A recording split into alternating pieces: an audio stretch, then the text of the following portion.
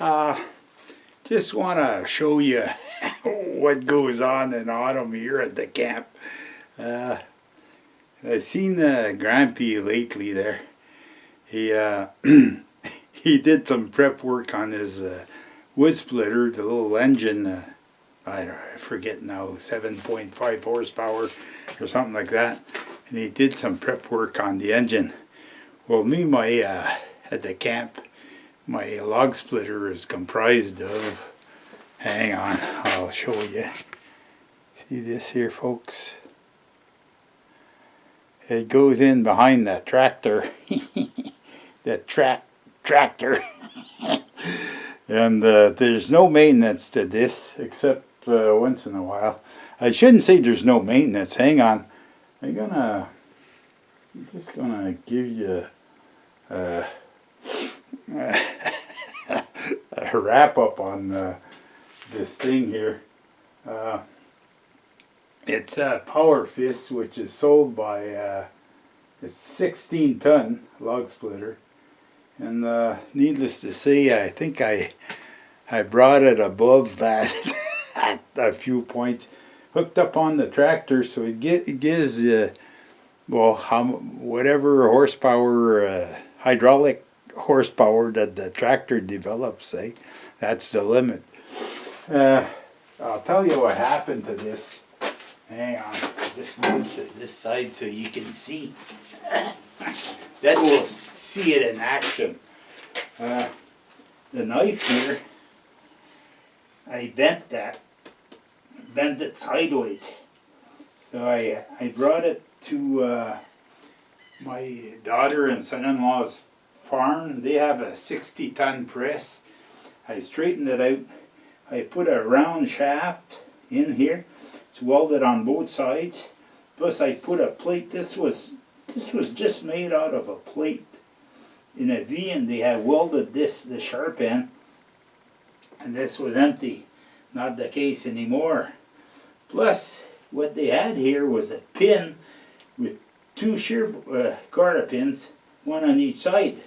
Well, that would hook all the time, and the pin would go away. So I welded a washer on the pin on one side, and on this side I have a washer that goes on the pin. Then I have a screw that's countersunk into the pin, so it's almost flush to each side. Plus, the big plus here is I had to reinforce. There's a plate that runs along the beam here on each side, and that plate used to be 3/16 maybe. Now it's I changed it on both sides. This is the plate that goes up and down. Now this is 3/8 thick, so it doesn't warp, and it stays on the beam a lot better. It was starting to bend the beam. Plus, I don't know if you can see. Nah, hang on. I gotta go down. There's this has endured a lot in the past. See right there at the base, there was a plate on each side of that which made her wider, but there was nothing to hook to the wood. So what I did is I welded some 1/2-inch nuts so that the grippy part would be upwards, and then I cut them off with the grinder. So then when I forget how it was set up. I think it had a plate on each side, and the plates were kind of pointed. They'd come up and be pointed. I forget how it was set up. But anyways, it's set up the way it is now, and I'm happy. So I was going to show you, I unhooked the box blade. I was going to show you how to hook up. I hook up this splitter to the back. It's vertical, and I can put it horizontal, but I think I have to change something. I forget now. It doesn't matter. I like it horizontal anyways. I can raise it up so it's a... What I need really on this is a table that I could put in and take out at the bottom. But I never really... Hang on. Being that I'm retired, never really had the time to, to build one. So hang in there. We're going to go down to the woodshed and we're going to see some action.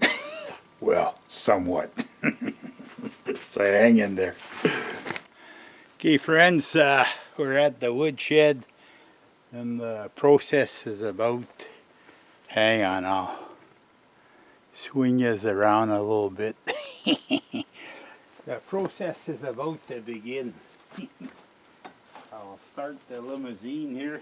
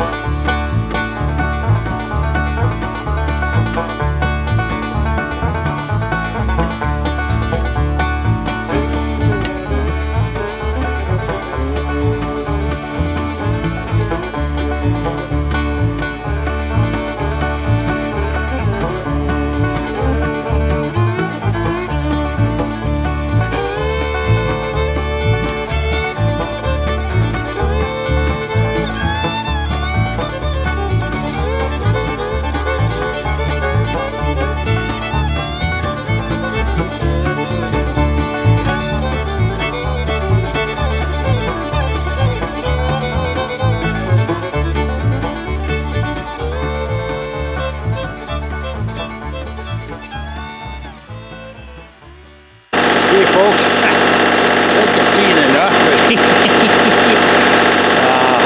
ain't gonna learn nothing here for sure. Just to show you how my splitter operates. Hang on, I'll turn this.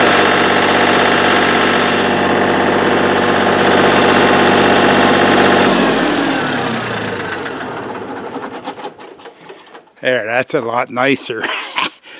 Just to show you how this splitter, I think I paid the without the tax, I think around 900, 899 I think I paid for it. It's needed a few modifications, especially on the cutter right here and the guide plates. Well, needed real good guide plates because the beam here has no thickness. I was going to change the beam, but then I just straightened it up and with the guide plates, and I made them go closer to the inside. It follows through. The knife is a lot stronger than what it used to be, and I'd have still to make a table for the bottom here. But I want something there that I could put on and take off. But eventually, if I live long enough, I'll have one. I know it's nothing like Joe's, what's his name? Metal and wood fabrication or something like that. I forget the name. But he knows who he is anyways. Joe's wood splitter. Or Steve with... well, I guess this is just as good because I got all kinds of horsepower. It's just I'm limited by the capacity of the way it's built here, the beam size, thickness, and everything. But that's there. You can see the Princess Auto, a log splitter, 3-point hitch, horizontal. It was manufactured in 2006. It's got a serial number. It doesn't makes no difference, but it works all right for me. Hey, when it works for, and on top of that, like this, I'm doing the wood that the hydro line gave me, but the woodshed's starting to get pretty full, so like this is gonna dry by the time I get to it, and I just keep poking at it. Put some in, I take some out. It's an ongoing process. I'm sure I'm putting in more than I'm taking out, and I don't cut more trees than I have to. The trees, I've noticed the trees nowadays are scruffier looking. You can get a birch or like just here, I look at them and they're not nice straight birch. They're all leaning and they look sickly, eh? But that's something for another day. Okay, don't forget, people, you have comments, welcome. And if you're not subscribed, well, you do so. It's much appreciated. And leave me a thumbs up, and we'll see you in the next one.